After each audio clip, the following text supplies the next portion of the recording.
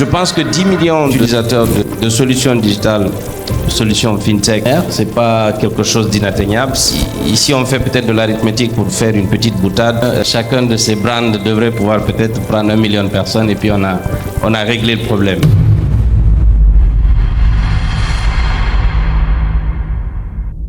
C'est juste pour avoir votre vision de l'évolution des services digitaux, notamment du paiement digital en Guinée depuis 2024. C'est que depuis l'année dernière jusqu'à aujourd'hui, il y a eu Koulou, il y a une autre marque, Soutra, qui est venue sur le marché, qui a trouvé ici, sur le terrain, d'autres solutions. Si je regarde BNB, je suis très content que ça grandisse autant.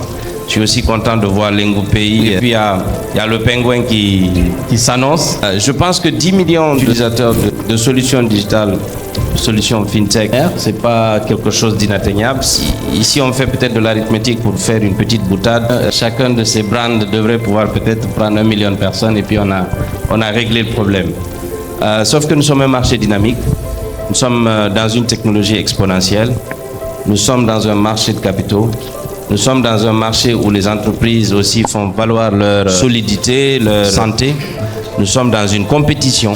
Donc il y en a qui vont... Je suis assez schumpeterien, je suis de la destruction créatrice.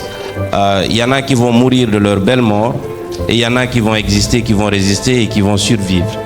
Ceux qui vont survivre vont animer un marché qui est assez vibrant. Je vous racontais l'histoire il y a 2 ans de ma mère qui ne savait même pas utiliser un smartphone, mais qui était experte en Orange Money. Pourquoi? Parce que son intérêt était là. Je pense que le challenge pour toucher 10 millions de personnes, ce sera la capacité de ces entreprises à rapprocher les activités natives, les activités originelles des populations avec la solution de financement. Et ce n'est pas le contraire. Ce n'est pas au client d'entrer dans l'écosystème, c'est à l'écosystème de venir trouver un marché et de s'adapter au marché et de proposer des solutions pour cela.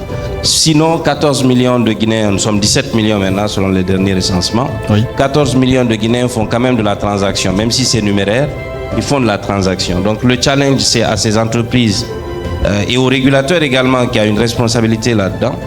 Je regarde mon cher ami et frère Aboubakar, avec lequel je viens de très loin et qui, justement, avec beaucoup de brio, s'intéresse beaucoup aux questions de fintech à la Banque centrale de la République de Guinée.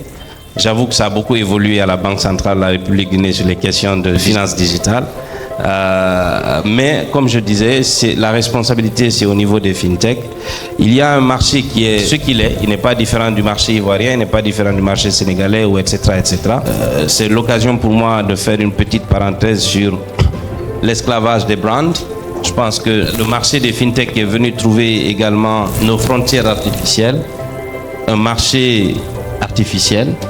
Il faudrait peut-être aussi se réinventer à ce niveau pour aller au-delà des 10 millions. Pour moi, Guinéen, je suis panafricain, Guinéen, ça n'existe presque pas. Africain, ouest-africain peut-être, si on veut avoir un marché vibrant et si on veut avoir quelque chose d'assez durable. Je vous remercie. Merci beaucoup.